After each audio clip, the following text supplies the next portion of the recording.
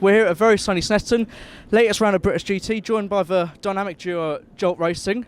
How are you both doing? Yeah, good, thanks. Good to be back. Obviously, we had a little bit of a break from British GT this season. Primarily, we're competing in Endurance Cup this year. One of the rounds of which was obviously Spa. But we decided to swap out Spa for Snet, really because of the opportunity to run here. So yeah, great to be back. Are you still having fun as well? It's boiling weather, isn't it? But you can't complain when you're in these cars, can you? No. Listen, I'd rather have the sun than the wet. So, but yeah, it's tough on the tyres and it's hot in the cockpit. So, but yeah, we're not complaining. Yes, we're looking forward to it. So obviously, as a team, you made the decision to run here at Snet in a lovely sunny Norfolk. Talk us through what the track is like in one of these GT4 cars. It's quite unique with some high speed and some low speed. Very technical overall, isn't it, for both of you drivers? For me, it's. This is only my third season, and the first one was in Citroen C1, so it's a big jump. It's a baptism of fire. But I'd say I never used to like Snetterton, but as I suppose I've got moved on in experience, I think I've enjoyed it a lot more. It's quite technical as well, so it stretches my limits for sure. Yeah, it's Marmite. Same opinion for you, John? Yeah, I love Snet. I've been coming here for a long time. Today, being so hot, it's not optimal.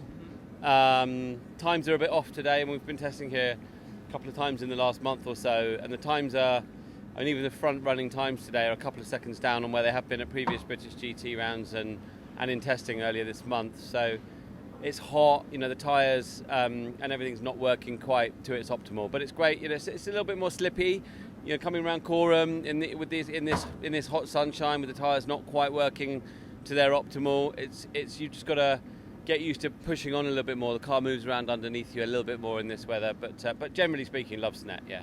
I imagine quite hard work on a day like today, but as racing drivers, do you both like a challenge? Do you like both being pushed even when things get stressful and difficult?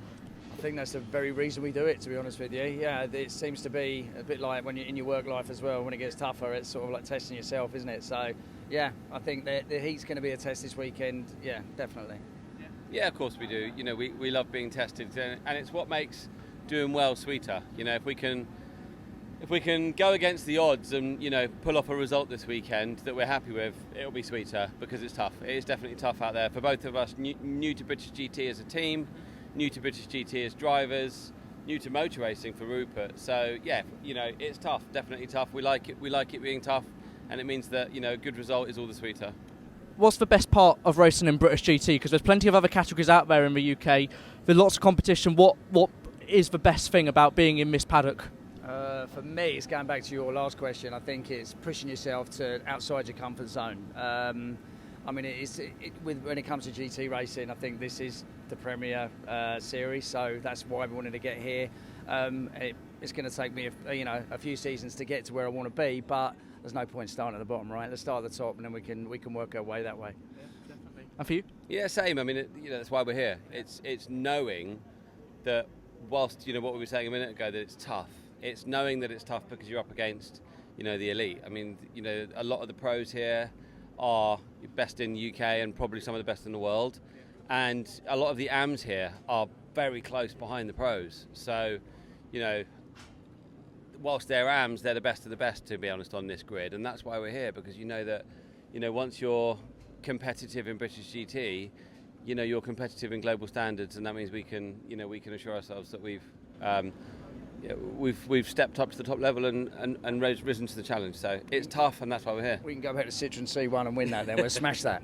I've heard Citroen C1's are quite a challenge as well. So it is a challenge. It's a totally different way of driving, and it's. I will say, anyone out there that's thinking of starting in motorsport, start there because it's so much fun. It's where I started, and it's a completely different way of driving, but crazy. You've got grids of 60 plus on a 24-hour at Silverstone. It's like such an experience. Yeah, I can imagine. It would be great to see a British GT Citroen C1 race at some point. How cool would that be? Well, actually, a lot of the guys that do British GT are in Citroen C1, so don't think for 1 minute that C1 isn't competitive, because it's a competitive field. Yeah. Well, we mentioned not doing Spa, and we haven't done Spa because of lack of track time. In October this year, in readiness for British GT next year at Spa, we're doing a 24-hour C1 race at Spa in October. So, it's still a lot of fun. it's very competitive and it's a great place to learn. So, you know. It's safe fun, but then as soon as the helmets go on, it's like every man for himself. So it's like, yeah, it is fun, but again, of course, it ends up extremely competitive. Of course, that's what's not to love. Good to see you both again, and best of luck for this weekend. Great, cheers.